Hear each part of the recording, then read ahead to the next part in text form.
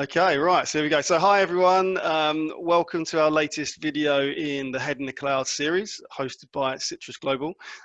Really pleased to be here today with Paul Hopton. Paul is genuinely a CTO of the highest order. He was the CTO and one of the founders at Relaya. Whilst he was there, he was really heavily involved in growing the team. So that was organically and via acquisitions, from 3 people to 270 people in the business. Of that, over 120 of which were in the engineering team. Finally, in that role, supported the company through the process where they're actually acquired by Munich Re Group for $300 million, which is no small sum. I think you'll agree, and has now just taken on his latest challenge, working as the CTO at Unu Motors. So, hi there, Paul. Hope that was a good enough introduction for you there. Michael, thank you very much for inviting me, and that was a great introduction. Thank you very much. No, it's a pleasure to have you here. So, so let's sort of to dive into it then, Paul. So, I know your journey has been a little bit different to others, certainly during the last few months. But I mean, how was lockdown for you? How did you find it, generally speaking, over the last few months? I mean, it was an interesting time for me. I think my last week at Relay was, the beginning of lockdown. And then I had a couple of months of looking out the window, being relaxed. I also started working at a consulting level, working with a small company based out of Munich, helping their team. So a kind of interim CTO position. So not completely left to my own devices. And now, of course, I've started at Unu, and really the first couple of weeks here, kind of trying to understand, really what the changes are that have occurred in the organization. So, I'd say lockdown was kind to me, but at the same time, I learned a lot, talked to a lot of people, talked to a lot of different companies, tried to understand what they're looking for as a beginner role, and listening to a lot of stories about how people were having to change their organizations as a result. So, not completely ignorant. No, of course not. No, I think, as I said to you previously, Paul, I think you've got quite a unique perspective on this. So I think that basically there's probably a lot that you've picked up peripherally and in obviously those kind of roles you mentioned as well, that are going to be a bit unique to you versus some other people as well. Mm-hmm. So look, one of the obviously lockdown had its own its challenges for everybody. I think one of the biggest ones for me was just getting a stable internet connection. For most of the time it was pretty terrible. But and a lot of people had a lot of different frustrations. I mean, what would did you feel that as well? Were there any particular frustrations that you had during the period? And there was a lot of specifics, about working from home. We managed to move things around. And I had a working place set up already, but it was more focused on, sit here for a couple of hours in the evening or a weekend, catching up on, reports and things. And then I still haven't found a decent chair. I've actually kind of enjoyed spectating a, kind of really elaborate setup some people have set up at home, kind of integrated lighting and separate cameras and things to really, really overachieve in the kind of home office and video setup. And that's going to be interesting to look at. I'm not decided yet if I'm going to kind of push further in that direction myself. I think my front room is still, it's okay for an occasional thing, but I felt it needed a different center of operations. I'm going to have to really, I have to do some structural engineering on my house. So I mean, actually, Leighton, who's my business partner here, is actually just set about building an office in his back garden. Whereas I was literally recruiting and and conducting my business from my daughter's bedroom. And different to this, stars and butterflies all over the wall as a background on the Zoom. So that was always fun to for that to happen. Okay, and so what would you say? Go on. And I think that's the thing, is also because you are suddenly having the shared space. Working from home is not unusual, but my wife was working in the other room, daughter doing homeschooling in a different room, the other one not doing homeschooling in the other room again. and that's actually then the big challenge around it. So that's why I'm also being a little bit calm. Once the kids go back to school, if they stay in school, then life is actually a little bit sane. But if they come back home again, then we need to have a major rethink. And I think this is the level of uncertainty which lots of people are looking at. Yeah, well, that's, yeah, again, hope so. That, yeah, same. If the children can stay in schools, I mean, that's obviously the hope that, you know, for everyone, because that's going to keep the wheels of business moving as much as it possibly can. It's going to, you know, it's going to help to kickstart things, isn't it? As long as they can stay there, of course. Yep. Okay, great. So, and what, you know, are there any sort of specific lessons or anything you feel that you've learned along the way in the last few months that you perhaps weren't at the forefront 6 months ago? I mean,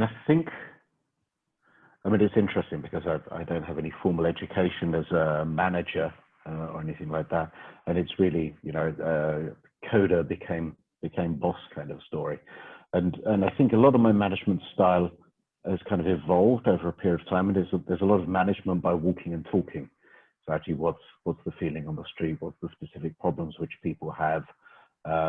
And a lot of kind of drive-by gauging sentiment, and that obviously doesn't work at all anymore. And I think that the busier the people are that I want to try and talk to, also in terms of managing up the chain, you know, finding those spontaneous moments becomes harder and harder. And if I'll see him in, you know, I'm not going to raise this now, I see this person in 2 weeks and we'll have this discussion over a coffee. All of those things have gone. So it forces you to be a lot more structured. And I don't think it's necessarily a bad thing. And I, you know, reflect on, you know, software thing. We always want people to be designing their code with intention and thinking about what they're doing with intention. And I really think that's forced me to adopt a lot of my management practices to be a lot more structured and focused on, yeah, management by intention. How do I get this thing to this place in a much more structured way? So I think that's, you know, it's okay. I found a lot more free slots in my schedule anyway, but to look at additional kind of tooling and methodologies for how do I get those things in place. And that's been good. Does that mean you're having to do a lot more planning, so, you know, of your day in advance to make sure that you've got slots and you've got time allocated to speak with the individuals in your team and make time to actually put time in the diary for that 10-minute conversation with your manager, for example, your boss? Yeah, exactly. I mean, there were scheduled things like one-to-ones, which I had for everybody, managing up and managing down, and maybe a little less sporadically for people on a kind of horizontal axis. And I think it's more those horizontal ones that I'm now looking for. How do I get that relationship to work much better than it is at the moment? That's kind of challenging because people who you have a one-on-one thing, the cadence is still there. You can address things. But I think also for the points where you jump over a level, I'm gonna, I know this guy's working on this piece and I know it's a difficult thing, and I don't want to bug him, but I'm going to be in the office next week and I'll invite him for a coffee. It was easier, but I'm not jumping in a plane anywhere anytime soon, so it becomes a little harder. Yeah, I think and certainly for a lot, I know I've spoken to people that were working in much more international roles. So, getting out on managing international teams, or going out and having to sort of do different site visits and things like that, and that's becoming incredibly difficult for them to kind of to build those relationships. Which is, let's face it, Zoom is great, and it's been and all these video tools have been great for kind of keeping the wheels moving, but you can't really replace that 5-minute chat over a coffee, or that cool water cooler moment where you can just have a quick conversation and get so much more out of it than perhaps you would over email. So I think it's we need to try and get back to a balance of that, don't we? I mean, I'm not completely sure I agree with you, at least not 100%. I mean, what I'm finding is, if I reflect to the time of the last year at Relay, where, I had a large team I was managing in Poland, slightly smaller team in Munich and in Berlin. I actually found I was probably in Berlin maximum 2 days a week, and the rest of the time I was traveling somewhere else. And sure, I was using a train when I could, but Poland was only possible with planes. And I actually think, I actually get a lot more quality time, not only at home, but in the business, because I'm traveling so much less. True. Okay. So overall, I'm not really regretting the loss of so much travel. And it's more a case of thinking, well, how can I find these moments? And maybe this might change the way that we think about the people that we hire, is finding actually people you can develop a rapport with even remotely. That's interesting. I think that could be a longer term trend, which we see is like, the importance of video skills. So the kind of how can you take those EQ factors that everybody talks about and digitize them completely? A friendly hand on the shoulder, or box of tissues, right moment for a coffee. All those things get much harder, but actually maybe how do we in a tech area, how do we approach that differently? That's it. Yeah, I've not thought of it like that actually. I think like, I suppose I can't remember ever seeing a job description that really had anything that ever mentioned video skills on it, but you can guarantee that moving forward that's going to probably be right at the top of most people's hit list now. So that's a really interesting point actually. Okay, well that's probably a good one to move on to in terms of a question then, is what do you think is here to stay then? So leading on from that, so we're talking, following on from that point about video skills, what else do you think is potentially here to stay? Yeah, I mean, I think remote first. We were, Rido were always remote friendly. Most of the companies I've spoken to were kind of, tending to be more in the startup scene. Then we've not had the infrastructure. Nobody has racks in their basement, or, some horrible old, IIS servers in a cupboard somewhere. So everybody's been able to move quite easy from the infrastructure side of things. And similarly, most of the companies I'm with have kind of always worked on the basis of doing this stuff. So that's easy. I think actually setting up your processes to be remote first is a bigger challenge. So kind of always having the guys who are remote kind of like checking in, they get included, and we kind of accepted that they would suffer to an extent and missing some of the conversations, but we try and catch up in daily recurring meetings. That was accepted as, they're a little bit second-class citizens, and now I think that really flips around a little bit. Yeah. And what I'm kind of actually noticing now, I'm in the office heavily, like last week and this week, is actually it becomes a little suckier because most of the people are still remote. So actually being in the office and trying to connect remotely to meetings becomes a bit more challenging because we don't have lots of cubicles. Right. Yeah. Okay. So like when we were speaking today, you had to find a space, and it's obviously like it was very hot today in certainly London and Germany, like it's 34, 35 plus. I know you were struggling to find a place that was cool. So that's yes, that's not something I'd kind of considered really, because I suppose in our business we're now back in the office, although we've changed. We're back in the office, whereas we were 5 days a week now, 4 days a week. But I know there are a huge amount of businesses that are still they are still very much working remotely for the majority of the time. So that's an interesting perspective actually, Paul. A bit of a different question here then, Paul, and a bit of fun. But I mean, if you could go back in time, is there anything you would have done, or anything you could have done differently to perhaps prepare for COVID? I mean, beyond investing in paper masks and things like this, for sure. I think it's kind of like I said already. I think setting up, having a remote first practice, management by intention, removing all of these kind of chance personal encounters. Those are things I think professionally, which I think would be much better to prepare for. And I think if I go back even further, so actually, if I take what I know now and go back in the past, go back a year, then I would have actually put in a lot of those things and enjoyed some of the improvements in quality of life which we've had. So actually making time for a little bit of sport, making time for lots more breaks in the day, and having that life work mix being a little bit more dynamic. I think that's something which I would have welcomed like beforehand, but it's a lesson which I've made post-COVID. I think that's an important point. So I think there was that, and I don't think actually that is something that that everybody has actually learned through this period. So, because and I've spoken to a lot of people, and they said they've been, because their commute was literally walking down the stairs to their dining room table, finishing work. I mean, the people that they've been working longer hours than they have done in the past. Perhaps not even, and not taking those time to kind of take a break, or even go for a jog or anything, just go for a walk around the block. So I think that's probably a skill that people can try to take forward. And certainly if they are going to be working remotely and are going to be working more from home, is actually trying to break up that day and make sure that people aren't working crazy hours, and actually kind of trying to get, if you're going to be working home, actually realize some of those work-life balance benefits that a lot of people talk about, but they don't always come to the fore, do they?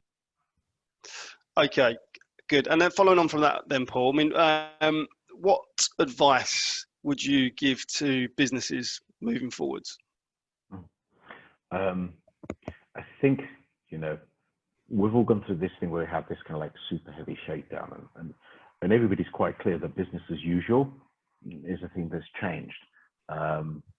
And I think we need to take this as a really good opportunity, not just on the business side, but on the how we work together and how we work with our employees to actually build something that is better, and look at issues like life-work balance, and look at how do we get a much stronger integration with the people that we do. And I think we need to make, also as individuals working within organizations, we need to put ourselves in a place where actually we feel comfortable with things. And if I think folks are working with an organization where they don't feel comfortable, where they don't actually think they can get that quality of life, and they can get that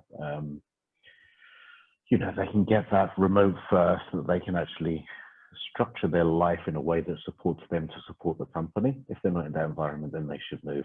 I think there's going to be a whole lot of movement and a whole lot of flexibility going on. People need to be super aware of what's going on around them, and find new opportunities for themselves as well. Okay, it's interesting. I think, I certainly hope that this is kind of, it is a seed for change, because I think,